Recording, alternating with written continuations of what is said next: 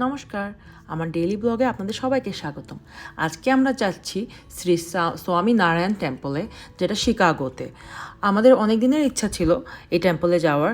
এখন যেহেতু আমরা শিকাগোতে কয়েকদিনের জন্য ঘুরতে এসেছি, তাই মনে করলাম যে টেম্পলটাতে ঘুরে আসা যাক।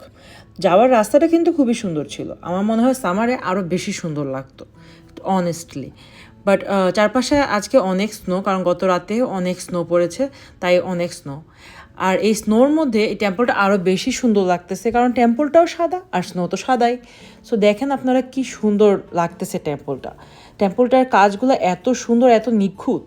টেম্পলটার ভিতরে নাকি পুরোটাই হাত দিয়ে কাজ করা হয়েছে, হস্তশিল্প যেটাকে বলে। আর বাহিরে নাকি মেশিনের কাজ, বাট খুবই সুন্দর টেম্পলটা। পাশে আরেকটা কাঠের দালানের মতো আছে, খুবই সুন্দর এটাও। আপনারা চাইলে এখানে ঘুরে আসতে পারেন। আমাদের অনেক দিনের ইচ্ছা ছিল, আমরা ঘুরে এসেছি, তাই আপনারাও চাইলে এখানে ঘুরে আসতে পারেন। আপনাদের আশা করি সবারই খুবই ভালো লাগবে, আমাদেরও খুব ভালো লেগেছে। আপনারা আপনাদের ফ্যামিলি নিয়ে যেতে পারেন এখানে। Thank you.